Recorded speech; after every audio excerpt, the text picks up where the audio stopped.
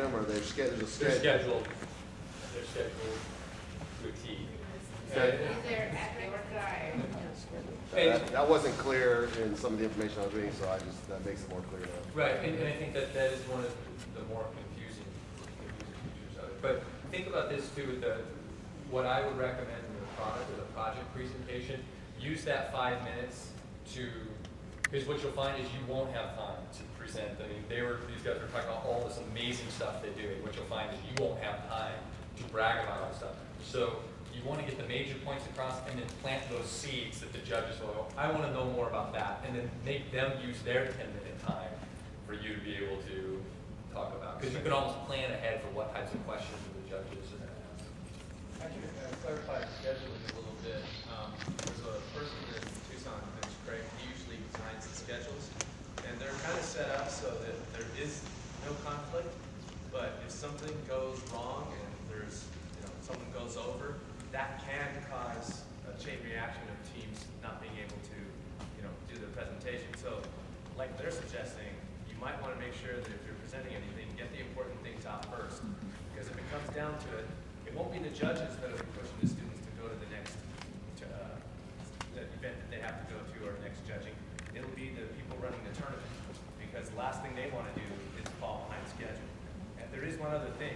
If there is a conflict with doing judging or going to your table to compete, the table competitions could be made up. The judging cannot. Always go to the judging first. Don't worry about the field. They can do an extra match later. Okay? So if you're in the conflict, well, we're up here and we're supposed to be over there, go to judging. Don't even, worry about it. Just the tournament directors will make an extra match and they'll catch you back up at the end. But the judges have limited time. There's a schedule they have to follow. It's almost impossible to get the judges to stay extra long or anything. So you got to try to keep in mind that the whole thing has to work like clockwork. The only thing that's adjustable is the field itself. Right, and that reminded me of something. One of the things that you're going to notice is that predominantly the questions and the thing that is shown the most is that robot match over there. And that's the thing that gets people in there, gets the kids excited. It's what they want to spend time on, it's what they want to fight over doing. Just so you have an understanding, the performance of your robot on that field back there really accounts for about 1/6 of your overall score.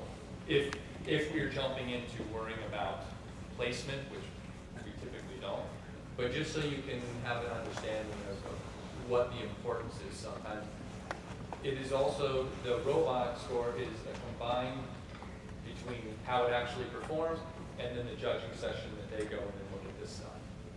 Well, and before I ask you a question, our team is a great example of that because we came home with a trophy last year, a judges award.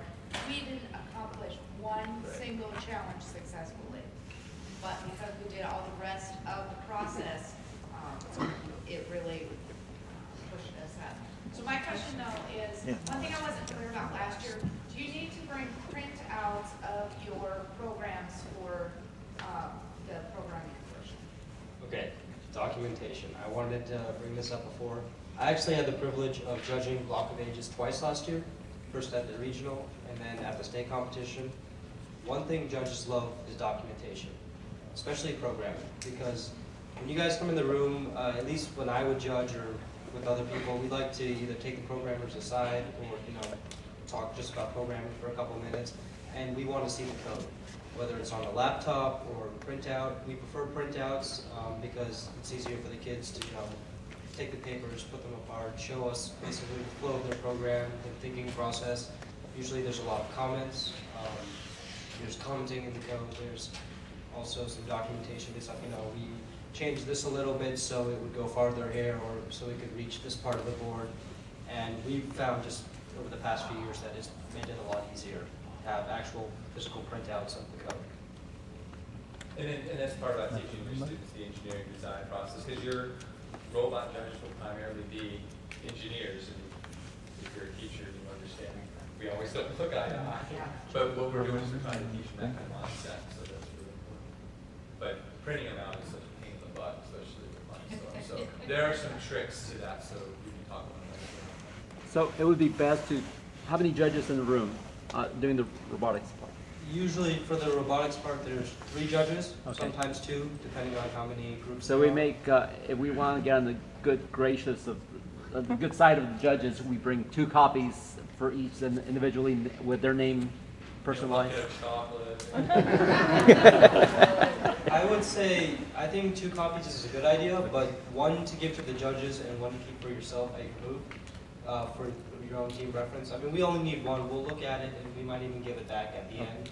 So, I mean, we don't have a giant place for like to stash all code for next year, you know. But it's always great to see that. And we typically, in the past years, you know, if you try and print out on Mindstorms, there's these blocks that are like itty bitty, and I don't know if you've run into that. And so we just use like the snippet tool or something, and we would cut it up and put it in like a PowerPoint slide, and then the students would actually type up like an overall strategy with like comments on it. It's usually the thing that gets left at the end and sometimes undone, but Actually, I'll just throw this in. Last year, I remember at one of the regionals I was at, we were trying to figure out, you know, who gets the programming award or something like that. I'm not going to say too much, but one of the things we were looking for is documentation of code. Who brought in their code and actually explained it to us. A lot of teams came in empty-handed at that competition. Now, a lot of them were rookies, so we expected that. You know, we weren't very hard on them. But if I remember correctly, the team that won it had a notebook just full of their code. And it had explanations on each page for what they did, and they were able to walk through step by step any of the team members, not just the 1 or 2 guys that coded it. So, just food for thought. You're talking about being similar to the team. My team, usually we get about 1 or 2 students to talk and then everybody else be quiet. Does that go against them if others don't say anything?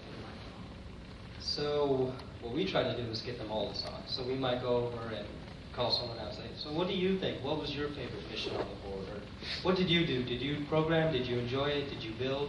So what we want to see is really everybody talking, because, I mean, it helps their teamwork, especially with core values there standing by our side.